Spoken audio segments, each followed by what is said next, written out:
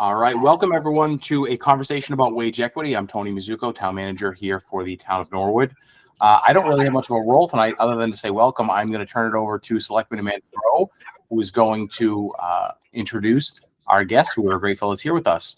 With that, Amanda, the floor is yours. Thank you very much, Tony. Hi, everyone. I just wanted to take a moment to welcome you all to tonight's event. Thank you so much for coming for this very important topic. My name is Amanda Grow. I am a member of the Norwood Board of Selectmen. I also am on the steering committee of the Norwood League of Women Voters. It is my great pleasure to introduce the award-winning speaker. You may have seen some of her work. She's incredibly civically active. She has been the winner of the 2015 Gold Stevie Award, the 2016 Smart CEO Future 50 Award, and in 2018, the Greater Boston Small Business CEO of the Year. But it's her work in civic activity and in standing up for people who are in need of support, like the legislation that she is going to be telling us more about today. So without further ado, I'd like to introduce you all to Megan Driscoll. Hi, everyone. Thank you. I appreciate that. Selectman Grow and Tony, thanks again for having me. I appreciate it. Thanks for pivoting to an online event. I know it's the holiday weekend, and this kind of, I thought, make it a little bit easier for everybody, given the traffic and whatnot. And people, hopefully we have more people that joined. And I'm really glad that you're recording it so that people can hear more about the legislation at a later time. I guess I just want to start by talking a little bit about my interest in this topic, kind of where this originated, and then kind of a little bit more about the legislation itself, and then we'll do some question Q&A to see if anybody has any clarifying questions or anything I can follow up on that I haven't talked about. So I was formerly the CEO of a company called Pharmalogics Recruiting. We're actually the largest biopharmaceutical recruiting company in the country. And I think today we're one or two as the top recruiting companies in the Boston area. I started the company when I was 25. Subsequently, I have ended up selling it to private equity, and I've stepped down as the CEO in 2020. And the company lives on in infamy, and hopefully they'll bring me back when they go public. I always said, roll me back in my wheelchair, maybe. But I got really interested in wage equity when the legislature passed the Pay Equity Act of 2018. So it was passed in 2016. It was basically enacted in 2018. And on the one hand, I don't know if you're not familiar with that act, I'll just tell you the kind of brief highlight of it. There were kind of like two main things that the Pay Equity Act of 2016 accomplished. Number one, it eliminated the ability for companies to ask a prospective employee what they're currently earning. So in Massachusetts today, you no longer can ask, what are you currently earning? The intent of that was such that women and people of color who are earning less are perpetually earning less because companies are basing the salaries on what the candidate was previously earning. The second part of it was that employees talking about salary could no longer be penalized, right? So it sort of take that veil off of that. We no longer could it was a murky area whether companies could really penalize an employee for talking about salary, but this law made it clear that was no longer an option. So on the one hand, as an employer at the time I had over close to 200 employees. I was a female-run, female-based board. 60% of my staff was female. 70% of my management staff was female. Was really excited about the Pay Equity Act and what it would do for women and people of color in the state. So on the one hand, I was really excited. And then on the other hand, as a business owner in the recruiting space, was going to be deeply affected by this change. Because there were so many companies that relied on that information. At the time, again, being a large recruiting company, we had over 1,000 employers at the time that we were working with, and we placed thousands of candidates every single year. So we're very high volume. So I braced myself. The law was passed in 2016. It was enacted in 2018. It went into effect in July of 2018. And within 3 weeks of that bill passing, employers stopped asking, what are you currently earning? And started asking, what are your salary expectations?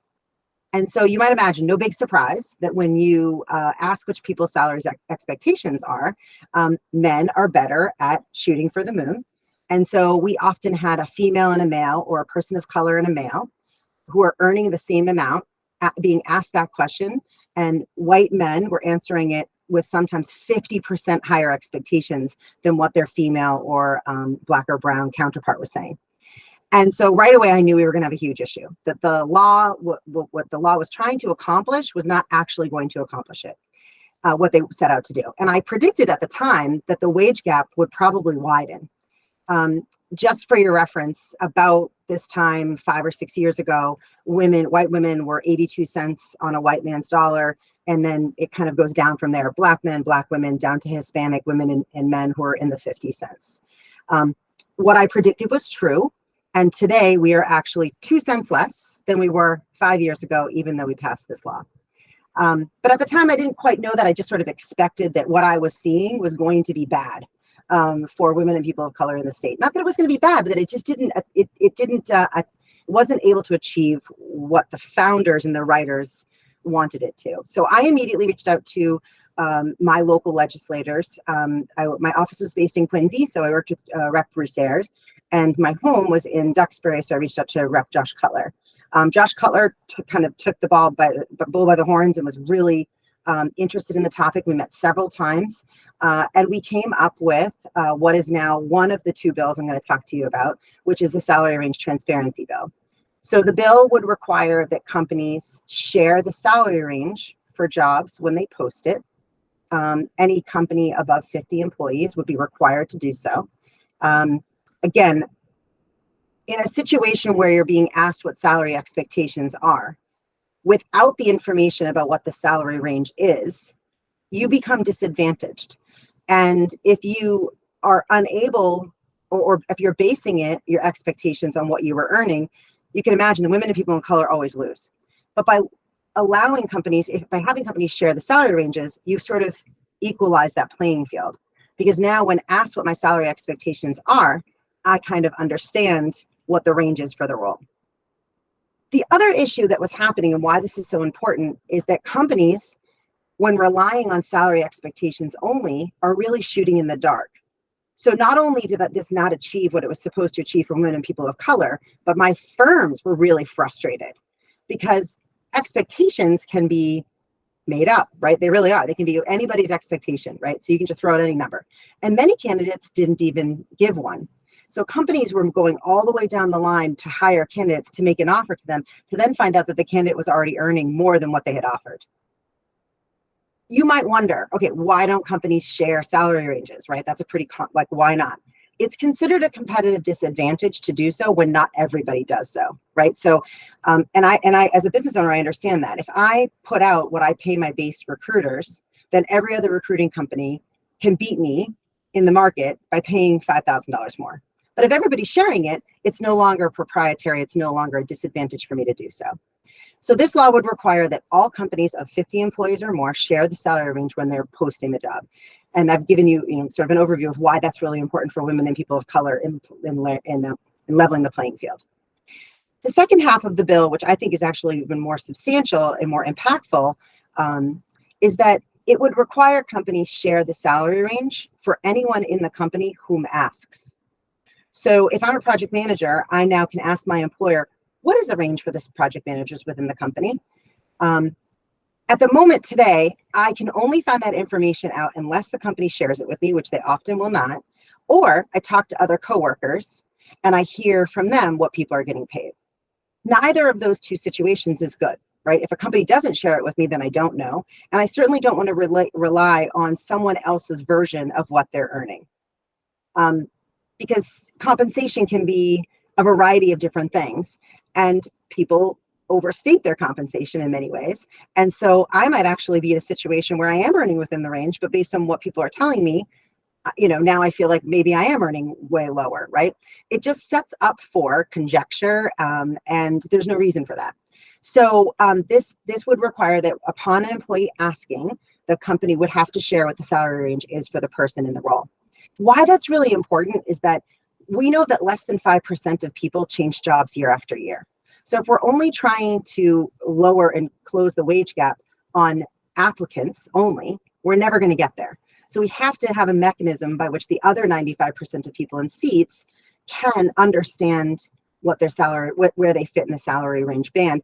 And it provides women and people of color and men alike with a tool for negotiation. Okay, if I'm earning 82 and the range is 80 to 100, what are the skills I lack? What responsibilities do I need to take on to better myself within that range? I currently can't really have a conversation with my employer about that other than to ask for a raise, because I have no idea what the salary range is. And I don't know how to ask for a raise either, because I don't know what the range is that they pay. So that is the first bill, the salary range transparency bill, that I worked on starting in 2018. It's seen its day several times in a row. We have not been successful.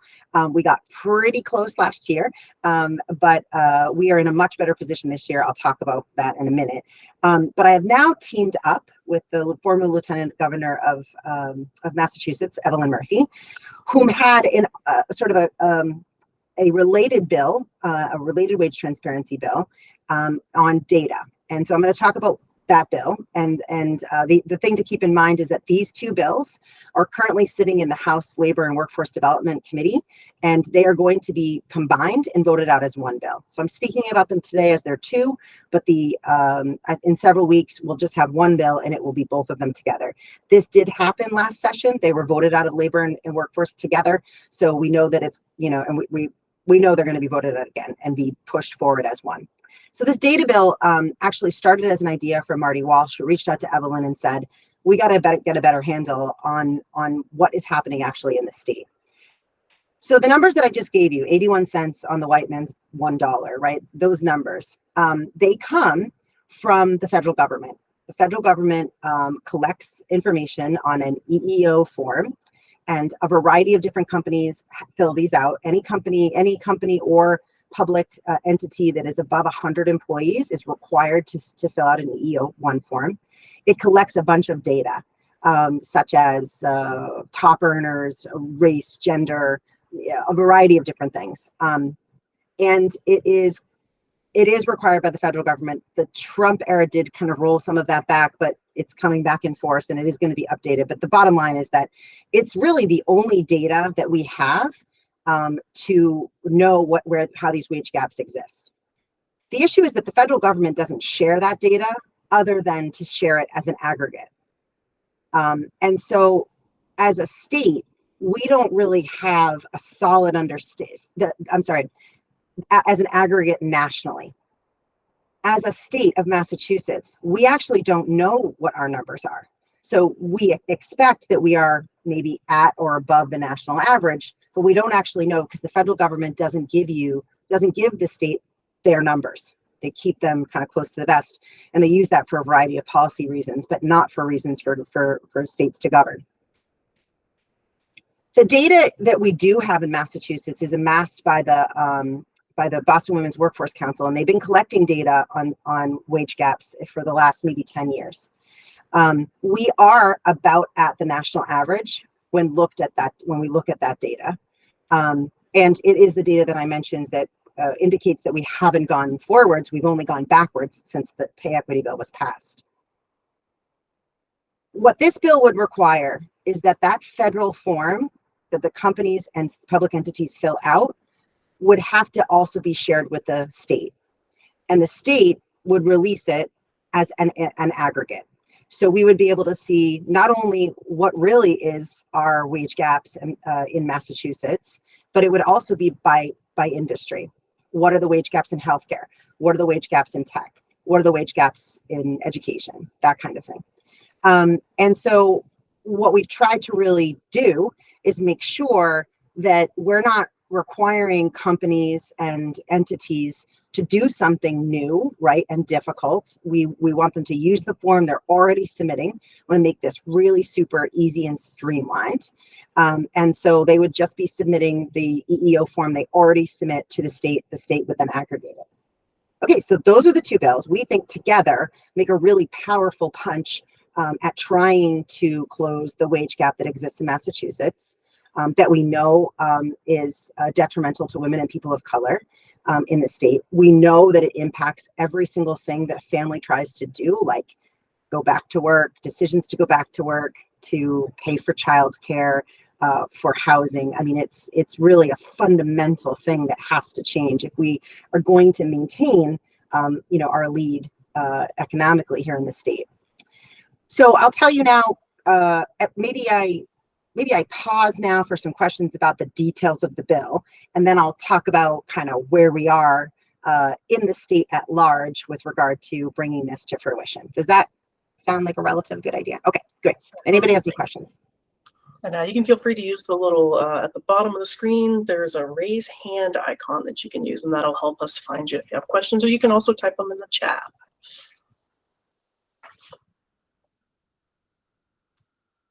I see Tony is eager and fast, so maybe we'll go ahead and call on Tony first. Thank you, Amanda. Megan, hey, one quick question. So you said, refresh my memory, employers with 50 or more employees, and that applies to, I mean, the public sector already does it, but that's includes nonprofits, churches, private schools, anyone with 50 or more employees? Correct. And where's the breakdown between full-time and part-time? Is it like 50 FTEs or just 50 people on your payroll? It's I believe it's 50 FTEs. Okay. So that would be what would qualify. And the reason for 50, because it kind of seems like it's a little bit arbitrary, and I'd love to say that it isn't, but it is.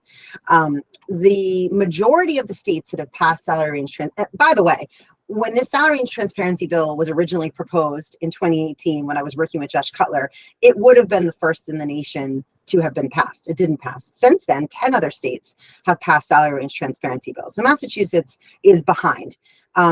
In our case, as it relates to salary range transparency bill, I mentioned there are two parts to it. There, you got to post the job, and you can ask for employees. The employees asking piece does not exist in any of the other 10. So that is a very progressive additional thing that we are adding on that would make us first in kind.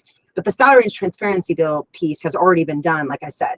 Currently, there are 18 million women and people of color who are covered under salary and transparency bills across the country. And the reason why I mention that just is that this is not a novel idea that no one has thought about, right? Companies are being disadvantaged because they have this sort of inability to post it because of the disadvantage. So companies want it, certainly employees want it, and so I just wanted to clarify that a little bit too. Sorry. Oh, and 50. So back to 50. So most of the states that have passed salary and transparency bills have a requisite of 10 or under, and with some of them being a 0, so for any amount. These bills combined are a really big pill for business to swallow, because they together are a very progressive bill. And in order to get business on board, which we've done, we've had to make some accommodation, and that is where the 50 has come up. So we'll do, looks like Mr. Bob Donnelly has a hand up. Hi, thank you, Amanda. So this is in regards to the 2018 bill. So I worked for an agency at that time, and I know. Oop, I lost you. Sorry about that. So in 2018, I worked for an agency that did an extensive review based on the pay equity law. We paid attention to the AG guidelines. We did our self-evaluations. We identified opportunities to correct what we found to be gender-based pay differentials. So it was fairly extensive. So I was kind of surprised that, in retrospect, the 2018 approach wasn't as effective as it could be. So was it also a matter of just people or organizations not doing the due diligence that they were supposed to do to identify those pay equities and correct them as they found them? For sure. I would love to say that companies were as wonderful as the one you just described. That does not typically happen, and there's a lot of reasons for that. And I don't mean to say it like all companies are bad. I mean, I ran a company too. If you just use, I'm not even going to pick any big bank in Boston, right, who has been paying whatever they kind of want for the last 30 years, right? These big banks have the most ridiculous, crazy discrepancies in pay. You can't even believe it. It would cost millions and millions and millions of dollars to course correct now because it's been happening for 30 years, right? So, so to retrospectively go back and fix it immediately is just not possible for most big businesses. It's probably possible for smaller firms. And certainly in my 175 person company, we never had that problem because it was not an option. We didn't start off that way. Everyone was paid the same and we were very transparent with our pay. However, it would have been very easy for me to fix it. It would have cost me some money, but it wouldn't have bankrupt me. It would bankrupt many, many companies in Massachusetts, some of the bigger ones that if they had to do that. And there was a little bit of money morning quarterbacking, right? Because in hindsight, we can see that companies got around that. I'm not, what are you currently earning to what are your salary expectations, right? It happened within 3 weeks. It happened completely. Every single company we worked with was asking, what are your salary expectations? So it was like, it spread like wildfire. And so the bill originally, the 2018 bill, originally had language in it that would require companies share the salary range. And it kind of only made sense with that piece on it. But on the end, when they were getting the push to pass it in 2016, it had been in the works for 20 years. Just so you know, 20 years they worked on that bill. But right before they got to pass it, in order to get business on board, they cut the second part, which was that companies would share the salary range. And the result is that it backfired ultimately. So I hope that answers your question. And that's the impetus for why these other states who have passed bills since have included the pay range, salary range transparency with their equal pay acts, because they learned from Massachusetts that it didn't work. Thanks. Thank you.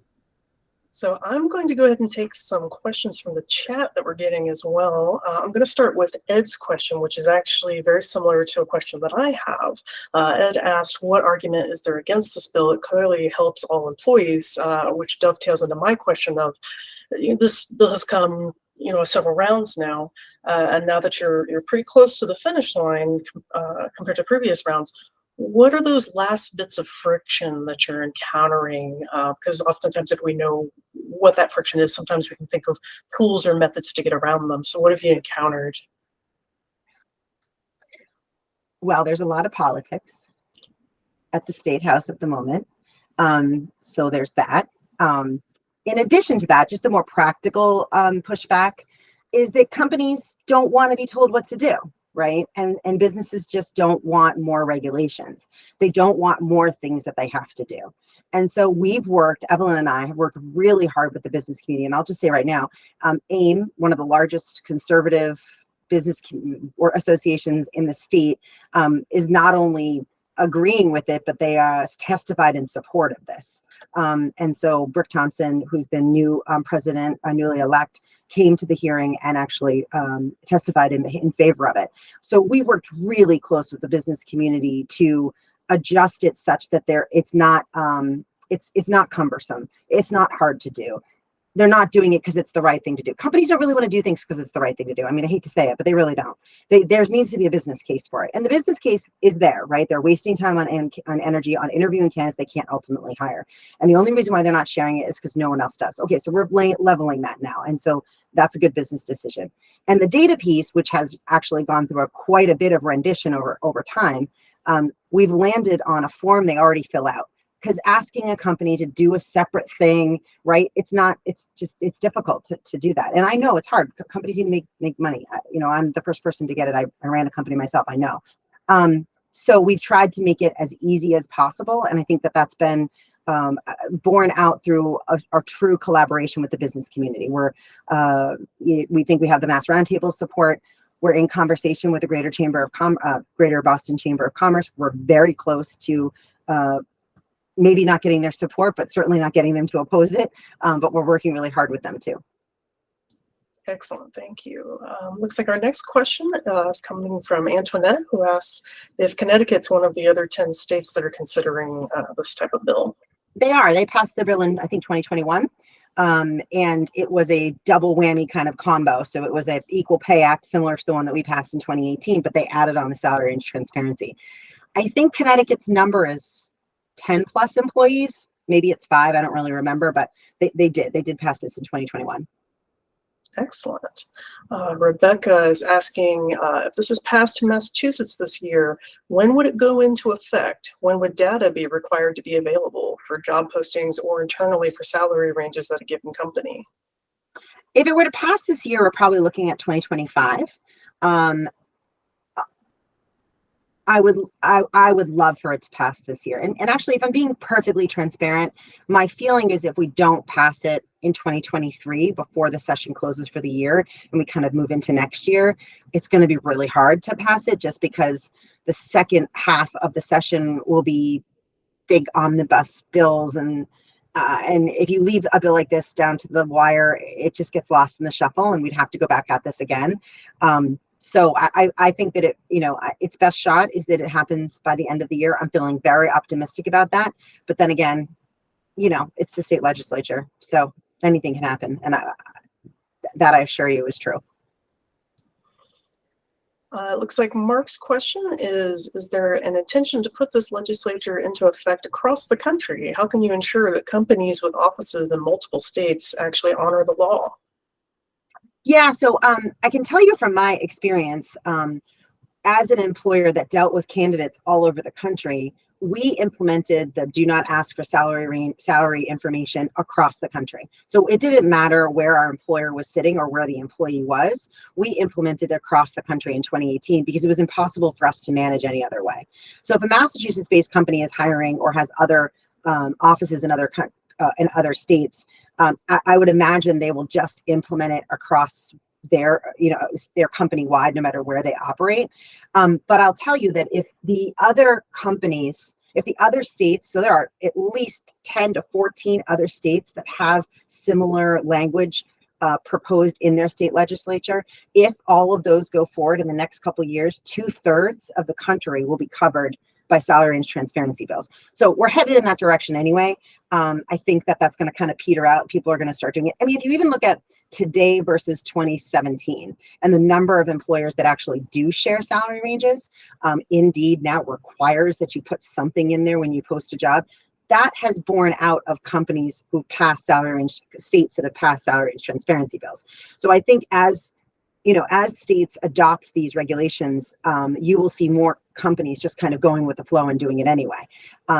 And so that's, I hope that answers your question, but we've seen a shift already, and I think we're going to continue to see a shift as, again, there are 18 million people that are covered, 18 million women, sorry, not people, 18 million women in the country, working women, are covered by salary and transparency bills right now. That's a lot of people. So companies are already faced with kind of how to manage that. And I can just say from my experience, what we did was we just implemented it company-wide, didn't matter. The other thing I will say too, just as a note to that, is that the shift in at-home workforce and an inter-country workforce was so substantial during COVID that firms have had to look at these regulations differently because of that.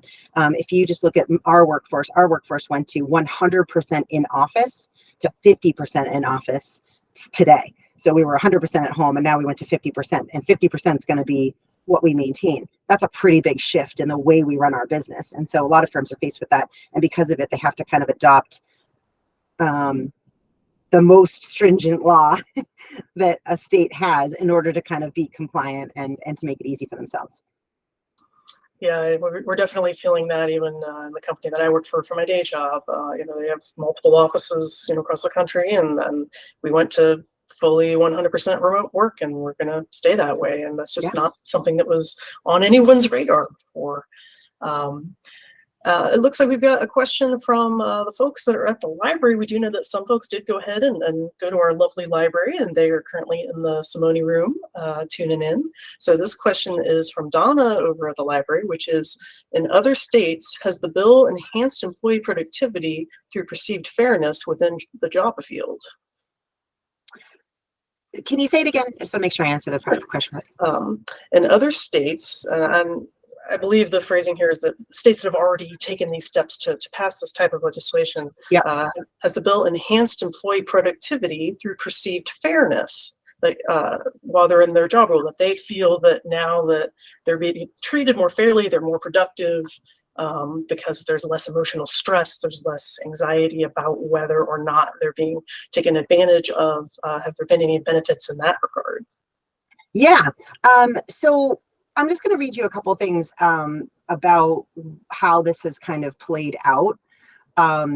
There's been quite a few surveys. So Resume Builders, an organization, .com, they're a big resume company. They did a survey that an overwhelming majority of job candidates are more likely to apply for a job if pay range is listed. Monster.com did a similar one. They found that half of respondents would refuse to even apply for a job that doesn't disclose salary range. We know that salary range transparency has been a really big thing for Gen Z talent. 85% of that, those sort of like, just graduated groups, college grads, said that they would be less likely to apply to a job that didn't disclose the salary. After Colorado passed their pay range transparency law, the state experienced a 1.5% increase in its labor force participation rate compared to Utah, the state that doesn't have that law. Job postings that include the pay range. So when companies spend a lot of money online posting jobs, and it reduced their cost per click by about like 50 cents per click. So that's thousands of dollars right there. So there's been some data to support why this is important. Or why this has been successful. But I want to note that most of these bills have passed within the last few years. So we don't have a lot of data on exactly what's happened. However, we have tons of data done by Harvard and McKinsey and all the kind of big guys that have gone into the space to try to uncover what happens at companies when there's equal pay and when there's gender and racial parity. Study after study after study says higher customer support, higher customer satisfaction, higher candidate, less turnover, more profit. And I can say from my own experience, 100% true. When we implemented a wage transparency process, we did that in 2016. We hired a lot of new grads because you don't know if someone's going to be good at sales or not until you hire them. And they think they're going to want to do it, but then when they get in, they're like, it's really not for me. So we lost about 50% of our staff every single year of our new grads. We would kind of churn through them just to kind of find the people that were true salespeople. We ended up actually being able to maintain 75% of our staff in the 2 years after we implemented a wage transparency process. And our wage transparency process just was to share every single job at the company and what the pay range was for the job to every single person who started. So I can tell you that even just from my own experience, that was huge. It saved us so much time and money and energy in not having to fill 25% more seats. But research would support and has been being done for years and years to sort of indicate that the more parity we have within each company, the better off the company is, or health is overall. Absolutely. I also wanted to take a moment to see if we can talk a little bit about, we've talked about sort of the struggles and the friction of the bill, but can you also talk to us about who are some of the big supporters and advocates of this legislation already? Who's already on board that's important to know about? Yeah, so we have about 70 House members who have signed on as co-sponsors to the bill. Which is great. We also have 25 senators who've signed on to support the bill. I represent, actually, Evelyn and I also, although we're individuals working on this individually, we've now joined officially the steering committee and are the leads of the WEN Coalition. The WEN Coalition is 90 Black, Brown, labor, business, women's groups in the state who've all signed on to support this legislation. And the WEN Coalition is actually managed by the Boston Foundation. So we kind of sit within the Boston Foundation as their initiative, and it's called the Wage Equity Now Coalition. We hope to tackle other things because the coalition is the first of its kind ever assembled for an issue on labor. So we're really excited to move this ball forward on behalf of them. And it's all the big guys, BECMA, Amplify, Latinx, I mean, you name it, they're involved. So we have support within the House. We have this 90+ organization, the WEN Coalition supporting. And we've also secured AIM, and not officially, but kind of unofficially, the Mass Roundtable, and we're working on the Greater Boston Chamber. And outside of that, there's not a lot of business communities. We've also gained the support of the Mass Municipal Association. Although this bill doesn't do much for them because they already do this, it was really just important to get their commitment and excitement and involvement and interest, and they came in support, which was amazing. And we also are very close to sort of sealing the similar endorsement from the Superintendent's Association, again, because it does affect so many school districts because they all are over 100 employees for the EEO form. Mm-hmm. Rebecca has a follow-up question, which is, what are the best ways for us as individuals or as a town to support this legislation? And how can we best follow the updates and changes, like when this legislation is going to get combined? So, I wonder if I can quickly find out who, yeah, let me see if I probably should have had this open. I didn't, but I will try to do this. I can tell you whether or not I can tell you whether or not your state legislator, I guess it won't matter whether the House member or your senator is in support of this bill. But that almost doesn't matter because they probably have signed on to it. And sometimes they sign on to it because they think it's a good idea, but they don't really make it a priority. Just because there's lots of priorities. If you called your state senator and your representative and asked them to not only support this if they don't, but to make it their priority, that would be amazing. Because the more House members and Senate members that we have that will put this, as a key important bill, in front of them, the better off, we will be. You can also check you can check the bills online. Yep. They're both wage transparency bills. I think I can probably bring up the actual numbers. I don't want to necessarily give you the numbers because they're going to change as soon as it gets voted out. The old numbers are going to go away and they're going to get a new number, one number, and it will either go to the Senate or to the House. We're not sure which direction it's going to go first when it leaves labor and workforce. We think it's going to leave labor and workforce by the end of July and be voted out favorably. And then I don't know whether it's the House or the Senate, Ways and Means, but it'll be one of those two. But nonetheless, having legislators be aware, not only just be aware, but being brought to the forefront, something that's important, that would be really good. And I do know the legislature's website, which is malegislature.gov. They do a pretty effective bill tracking tool if you've never used it before. The website also has a tutorial if you've not used it to teach you how to follow bills and how to follow the budget.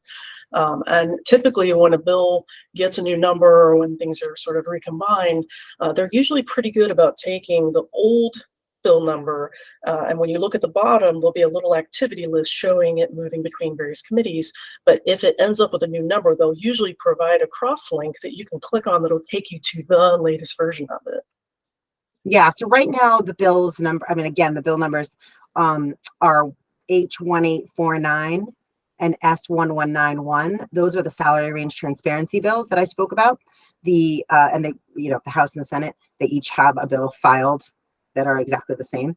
And then we have House H1940 and S1181. Those are the transparency and the workplace bills. Those are the data bills. That's their current numbers, but you can always search them. No matter when it gets a new number and they're combined together, you'll always be able to search the old numbers and it'll bring you to the updated information. And if you go to that, if you click on any of them, it will tell you where it currently sits. So like if you clicked on any of them right now, it'll tell you it's sitting in labor and workforce in the House. Not the House, I'm sorry, the Labor and Workforce Development, which is Senate and House team. Now, here's a little bit of a higher level question from Laura, who's currently attending at the library, addressing a question about federal legislation, which is, she says, to me, this illustrates the need for an equal rights amendment. I've not heard a lot of conversations happening about this lately. Why? I know from my perspective, as far back as 2018, when I was attending the National Convention for the League of Women Voters, this was one of the priority items that delegates voted on. There was also a really big push here recently by that group as well as coalitions. And so from your perspective, Megan, why do you think that you've not heard as much about conversations about that lately? Yeah, I haven't heard, to be honest, I've been laser focused on Massachusetts. And so I have not heard a lot of push at the federal level to create a law that would address this. I believe, though, that when you have a hodgepodge of 20 to 30 states that have all passed bills that are kind of the same, but not really, might make the impetus to pass a federal legislation more important. But I also just kind of liken it to what's happening with cannabis, where, the federal government is just not willing to step in. So in any event, I have not heard of it. It's not something that I'm working on necessarily. I do think that as these pass all these states, maybe it won't be necessary. Maybe it will work itself out in that, again, if the states that pass it, 2/3 of working people will be covered by this. I know there's always going to be a third. And so it would be great if it could be done at a federal level. But I also think that a federal level might not be as strong as how Massachusetts can be stronger, right? And so I don't know that a bill of our kind could get passed at the federal level. And so that's why I think we're in a really, we're advantaged in that regard, where we can be a little bit more aggressive and a little bit more clear about the importance of tackling the wage gap. Yeah, with the Equal Rights Amendment, essentially the phase that it has reached, if you haven't been following the current status of it, the necessary states have ratified it, but the last little sticking point was the date by which the very last one got on board. And so that's sort of where it got hung up, is sort of quibbling about, oh, does it still count because it's after this date? And so that's sort of been the last push, is to get that modified such that, we already have all the states saying that they've ratified it. We just need to get past this one little technicality, which can be very frustrating. Indeed. I see Mr. Mizuko mentions the federal government passed the Equal Pay Act in 1963, but Massachusetts actually passed its own equal pay law in 1945, well before the rest of the country. But it shows about a 20-year gap before the federal government stepped in. Yeah, I mean, I think that's probably true in a lot of respects, right? Or progressive states especially are making things happen, and just not waiting around for the federal government to follow. And I don't even think this is I don't even want to bill this as a progressive bill. I really don't. I don't want to label it in any way. We have bipartisan support. We have Republican support. We have independent support, and there are not a lot of them in the legislature, and we've got them. So I don't want to say this is a This is a good for business, good for employee bill. That's what this is. Forward thinking. Exactly. On behalf of business and employees. See, we still have some time. See if there's any other questions out there, or if there's another topic that you want to cover that we haven't hit yet, Megan. Yeah, no, I think in our question and answer, I actually spoke a little bit about what was going to happen next, where it sits. It's in Labor and Workforce, which is co-chaired by actually Josh Cutler, who supports one of the bill, and Senator Jalen, who is actually the co-sponsor of the Salary and Transparency bill. So both of our co-sponsors are actually the chairs. And so the question now is just really what we want to do in committee before it gets voted out is ensure the business community is on board, ensure we've appeased as many people as we possibly can. We also have a lot of feedback from Morris Healy's multiple people within her organization, within her office. And so we feel really good about that, but we want to go back to them when we have kind of a finalized language, because we're still kind of working on some of those details and making sure that everybody feels really comfortable with it. But we don't think we're going to have any opposition or difficulty there. And so the plan is to, when it gets voted out, so if you're looking to watch for this, you'll see when it gets voted out, that language is very well vetted at that point, because at that point, we need Spilka, Mariano, we need them on board moving forward, making it happen. So, and we feel really good about that. Like I feel much better. I feel like 150% better, Evelyn and I both do, than we did a year ago. We are very, very close, and it was huge for us to get the business community, specifically AIM, not only to say they'd endorse it, but to show up and speak on behalf of the bill at the hearing. That was very powerful. So we're really excited about the momentum that we've been building.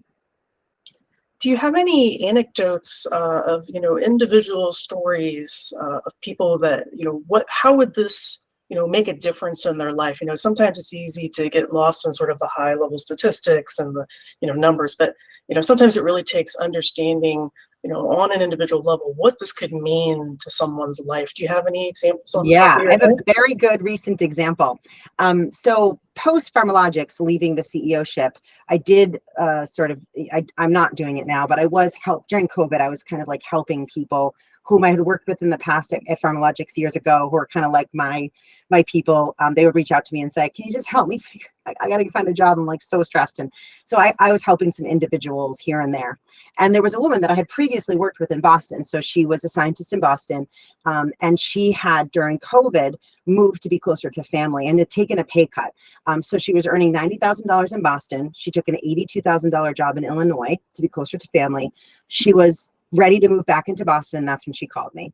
And she wanted to be, she was still maintaining her apartment in Boston, and so that's what she wanted to come back. So I said, okay, well, here's a bunch of companies she started working with, and she was interviewing with them. And I said to her, they're going to ask you what your salary expectations are. You are not allowed to answer that.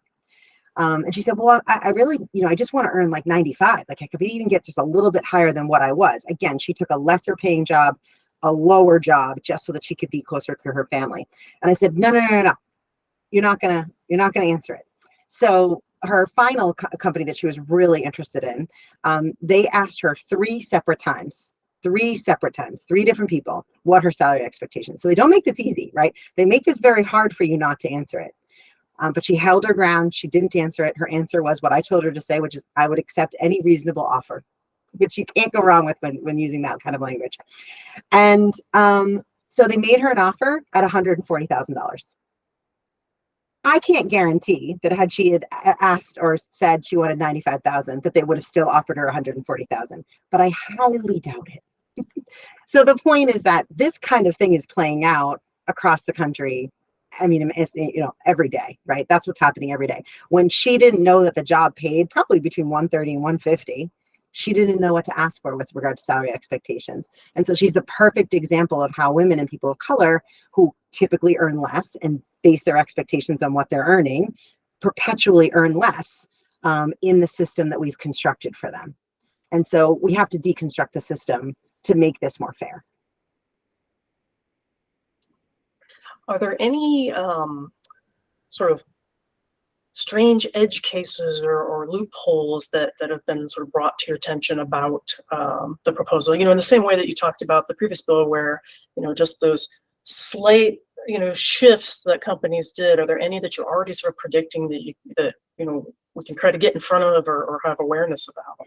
Yeah, there was some concern, and this happened in actually New York City when New York State has not passed a salary range transparency law, but several of the counties in New York have, and New York City has passed. And so there was some discussion about, well, how do you define salary range? Like I could just say, I'll pay anywhere up to $200,000. And a company actually did do that in New York City. And I believe it was the New York Times actually ran an article on the blowback that the company received for being so ridiculous. Companies, they sort of marginalized themselves by doing something like that because candidates were not interested in applying for a company that can't be realistic and is clearly fishing, for whatever. So I think that's a way that you could get around a salary range transparency bill by just saying, well, the salary range is up to 200,000. And we're not saying you can't do that, right? This law is allowing companies to have the flexibility that it needs to have to run its business, right? So we're not procuring or prescribing what every salary range is. A company gets to decide what the salary range is.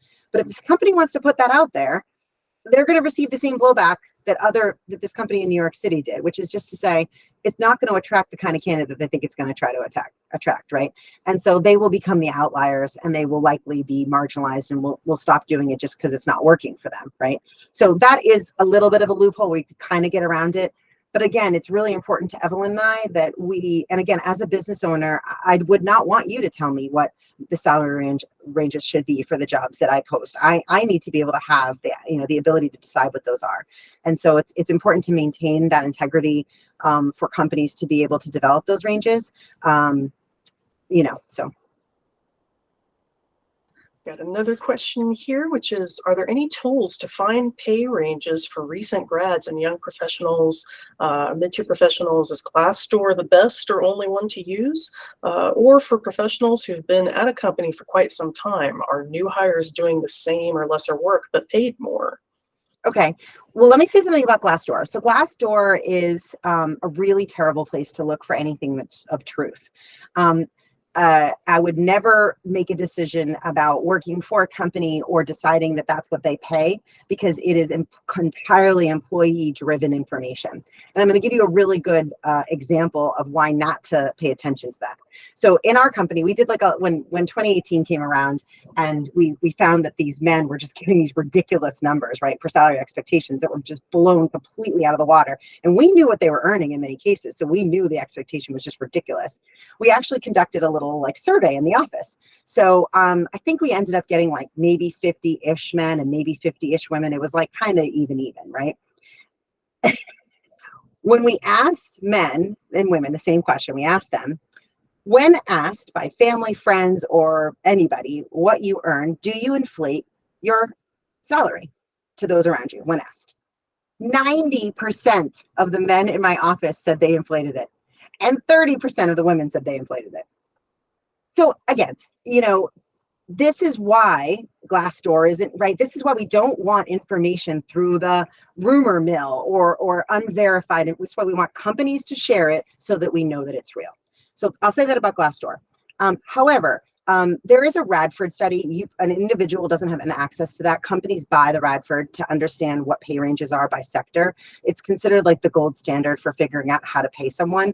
It does break it down by location. I will tell you that in science, the industry that I worked in, there wasn't really a big discrepancy between California and Massachusetts, or Massachusetts and North Carolina's biotechnology committee. There was in the Midwest a little bit, but there wasn't a huge discrepancy between locations. The best way to find out what entry-level jobs are is to just search on Indeed. Indeed has a entry-level. You can click it and you can search whatever you want, marketing, entry level. And Indeed, I believe you have to override the system to not put a salary range in there. And those aren't gold, and they're not perfect, right? Because they're just arranged, but it'll give you an idea about what marketing people, as an example, are earning entry level across the country. And so Indeed is a really good resource for individuals to go to find out kind of ranges and where they exist. They're not salaries, right? You'll never exactly know salaries. We'll have a better idea in Massachusetts if this bill passes, because we'll have the aggregate information per sector. But again, it's kind of the best way to figure that out. I hope I've answered all the parts of that question. But if I didn't, let me know. Yeah, I think we covered everything. Do you think it's also an effective strategy? This is maybe the latter half of the question to come back to, which was for someone who's been at their company for quite a while and they're trying to gauge where they are as compared to the new hires, are those same strategies as effective compared to a job seeker? Yeah, and that's where the bill is so important, because it's really hard to figure that out, right? In Massachusetts, you're allowed to ask. You can't be penalized for asking. And people do. Again, is the answer that you're getting the true information? I don't really know. Companies often don't. I never knew of a company that upon ask was sharing what the salary range is for when people ask it. So as employees are the greatest disadvantaged group of all of them, right? And so that's why this bill is that second part of that salary range transparency bill is so important for them. And they represent the largest part of the workforce, right? You can kind of glean an idea, but only if your company posts the salary range for the jobs externally. If your company doesn't do that, then you can't even kind of figure it out externally, right? So So really it's a struggle. It's a really difficult thing because if you go to a different state that is currently sharing salary ranges, you'd glean an idea, like, what does a project manager in tech earn in Colorado? Okay, well, you could go and find out because they have to post their salary ranges. It doesn't necessarily translate to Massachusetts, though. It should give you a ballpark, but I don't know that that's necessarily helpful. Let's see, we have any more questions that I've missed? I've been trying to keep up here, and I think we've covered many of them. Do you think we could take a moment to sort of move to a tangential topic, which is, can you talk with us a little more about the impact of having an equitable workplace where you have a workforce that, you touched on a little bit earlier about, the increases in productivity, or what are some other important advantages when the businesses do have that excellent blend of all the different minds together rather than something homogenous? Yeah.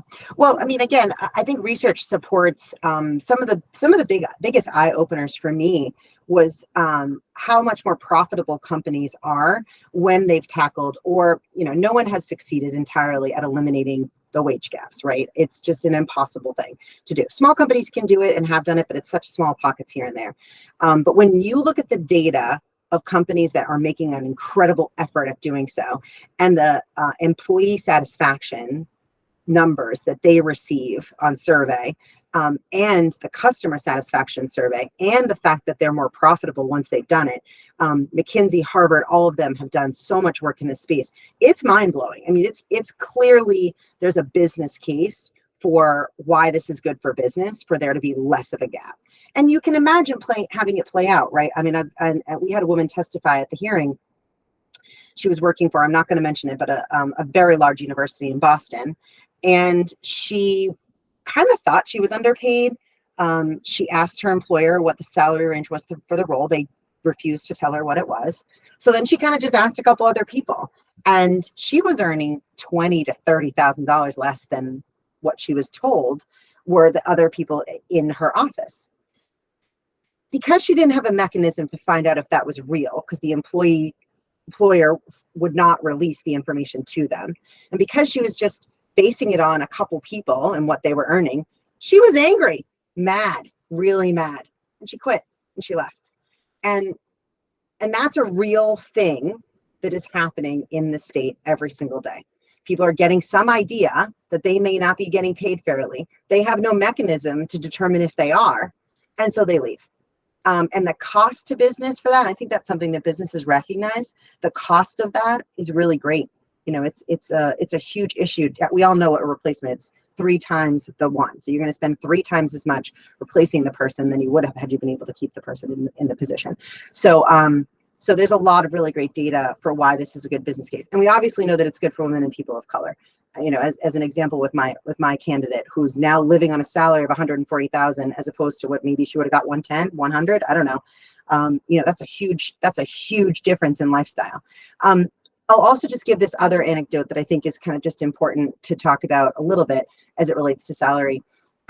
When I first started my company, we had a base plus commission, and our entry-level employees right out of school could earn $75,000 a year, but their base was $38,000. So their bonus was 40 plus or something. When I really started learning about equity and paying attention to equity and talking to people about equity, I realized that they don't get a mortgage on the $70,000. They don't get a car loan on the $70,000. They don't get a rent on the $70,000. They get a rent on the $38,000. And so in 2016, I raised everybody's salary up to $50,000. That then bumped a bunch of my project managers, who I had to get to 65 and 70.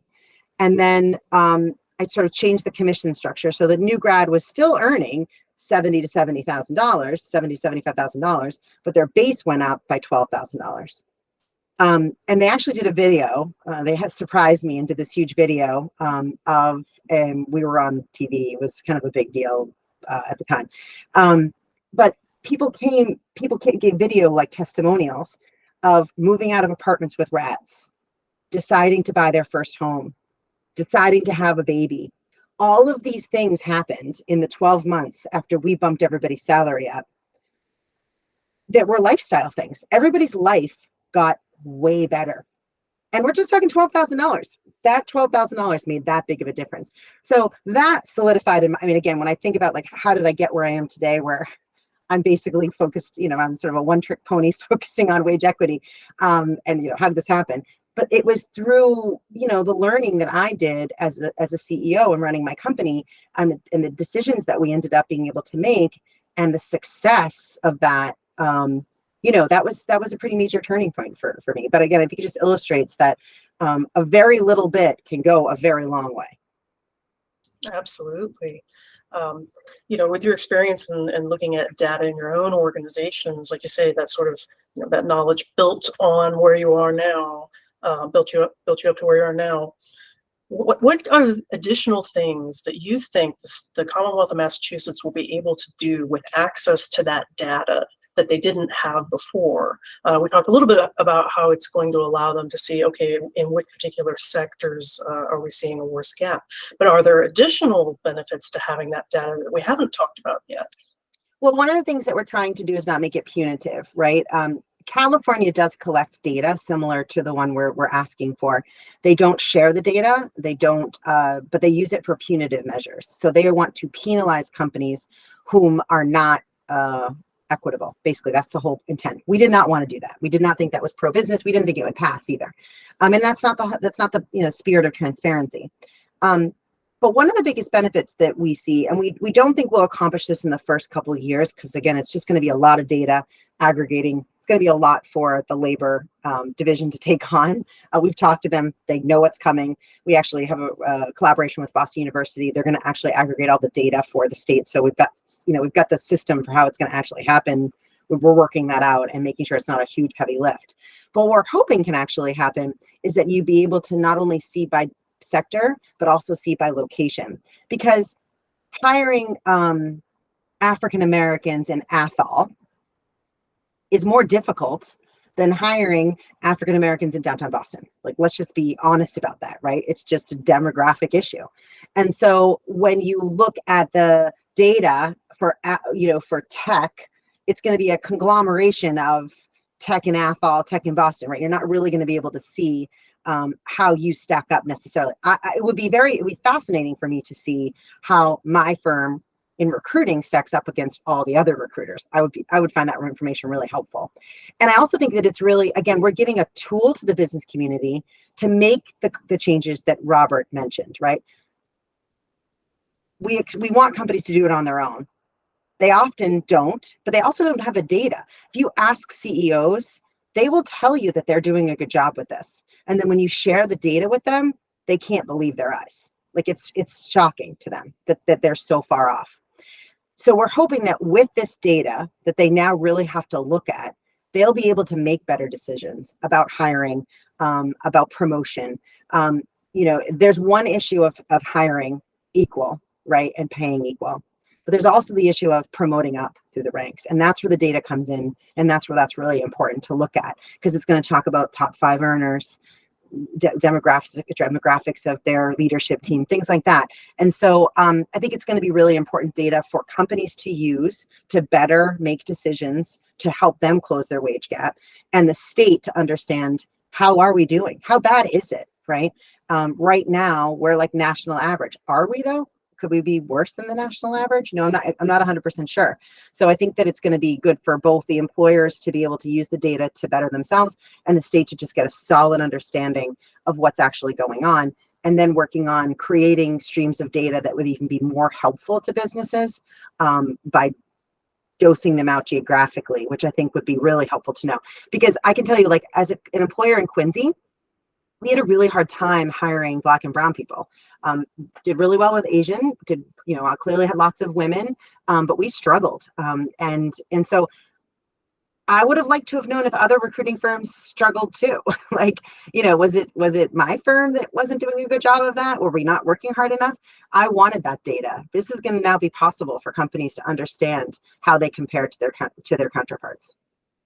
Yeah, agreed. It is challenging in my sector. You have the challenge of everyone keeps everything very close to the best, but then that also leaves you wondering, is it me? Is it my sector? Is there something specific I could be doing? And you're sort of running blind. And so the more data we have access to, the better on that front, because then we can make more strategic decisions that are informed and we're going to get better results.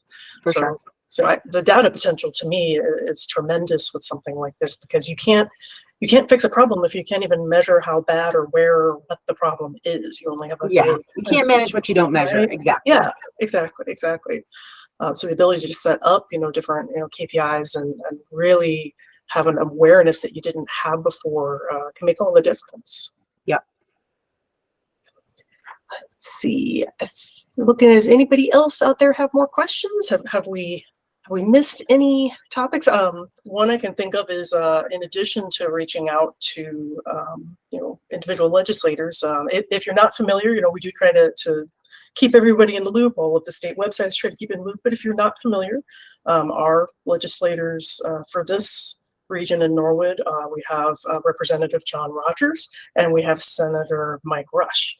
But besides engaging with both of them have signed on. Yay!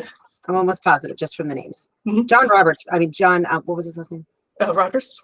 Yes, I'm almost positive he's a co-sponsor of the data bill, might even be. So in any way, but it would be great to reach out to them and ask them to make it a priority.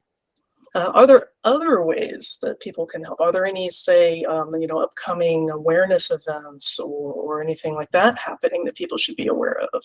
Yeah, we don't have anything planned at the moment. We will plan to have a wage equity day at the State House. We won't do that until we know we're getting a vote. So that will happen likely around when we know we're going to get a vote.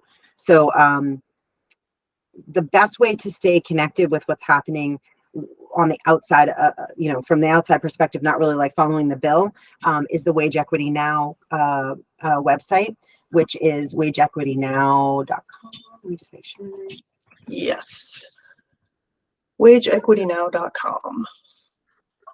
Yeah, and that is again, it's run by the Boston Foundation, but it has its own very specific website that talks about the legislation, how to contact us, things like that. We do have a full-time staffer who manages the Wage Equity Now Coalition. We do meet monthly, and our steering committee meets bi-monthly.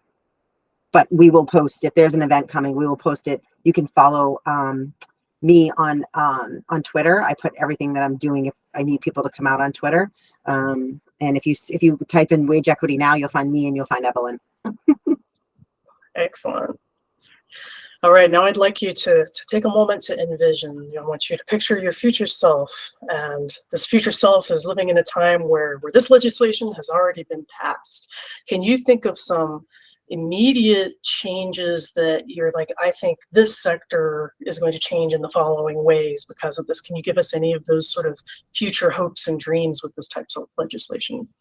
Yeah, and this is just another story we could end with, Sure. Which kind of talks about, my firm is always on the fastest growing private companies list. So there are 5,000 Inc. 5,000 list, and we are on it every year because we grow so substantially. I think we're 12 or 13 years running. And the first year I went, not all 5,000 companies go, but there's a significant 2,000 of the CEOs of the list go to this conference. There's big time speakers, Tony Robbins, Brene Brown. I've met Chobani, founder, and a Kind Bar. It's just a really great entrepreneurial weekend. And they have this ceremony that is, basically kind of like a rah for the winners, right? And I'm there. I went by myself, and I'm, at the table with a bunch of other entrepreneurs that I've met over the weekend. And they, asked the female CEOs to stand up. So I stand up, and there's like 200 people out of thousands, right? And they're like applauding because in the last 5 years, the list has grown from 12% of the list had female CEOs to 13%.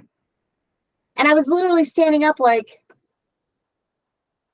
what? And I did the math. And the math was like, when the female CEOs are equal to the male CEOs on this list, the year's like 30, 45 or something.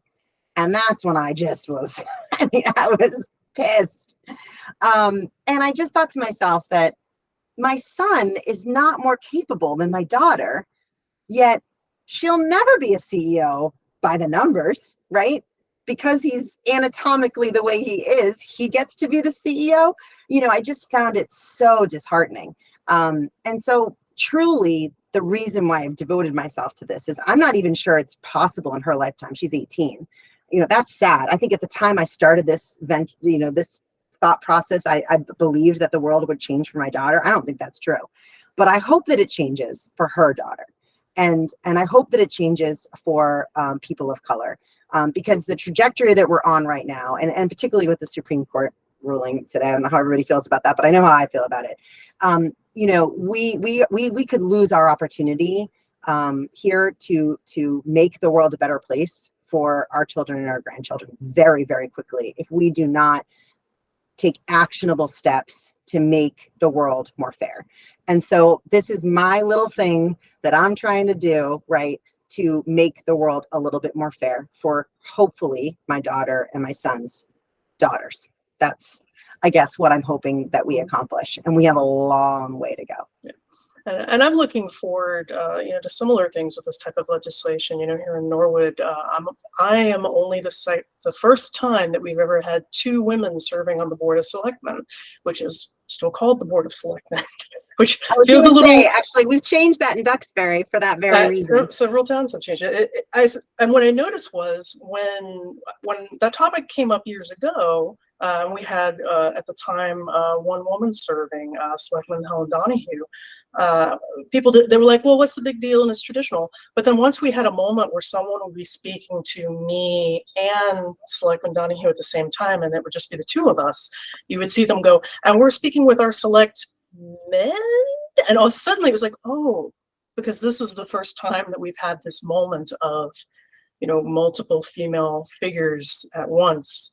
And so, you know, it's an exciting time on one hand, but on the other hand, like you said, we have more to go. I remember hearing a startling statistic from, it was a treasurer talking about a project they were working on for the visibility of people in public spaces.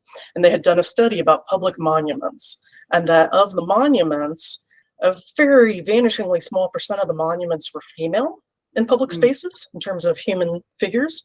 And the ones that were all allegorical figures, as opposed to, you know, actual historical women, Right. which we have no short supply of. You know, clearly that women have been contributing to the American story for, you know, generations now. Right. But it won't change until you take action. And so for me, this type of legislation is about that, is that you can't, you know, change things if you don't take the action. You can't sort of passively sit back and wait for it to happen. Right. So I'm very grateful to see this type of legislation being brought forward, being discussed in communities. So I really appreciate, you know, all of your effort and everyone else's efforts around these types of topics. Yeah, you're most welcome. And like I said, if there's any additional questions, feel free to, you know, reach out to me. You can find me online, you know, invite me on LinkedIn, whatever you want to do. I'm easy to find. And you know, like I said, I'm happy to answer any additional questions after this if it comes up. And thanks so much for inviting me. I really appreciate it. It was great talking about the legislation. I always am happy to speak about it. It's been an absolute pleasure to have you here with us, and thank you all for joining us and for submitting your questions. It's been a great presentation. We've learned a lot. Are there any final things you'd like to leave anyone with? No, just call your legislator and tell them that you want this to be a priority. That would be amazing. Excellent. Thank you, everybody. Tony, do you want to take us out? Sure. Thank you, everyone, for joining us. In particular, Megan, thank you for taking the time. We appreciate your time. It's been a great discussion with some great questions. Thanks for everyone who participated in the chat. Thank you all. Have a wonderful, wonderful holiday weekend. Yeah. Happy 4th, everyone. Happy 4th. Yeah, happy 4th. Take care, everyone. Mike, do you want to pause the recording or end it?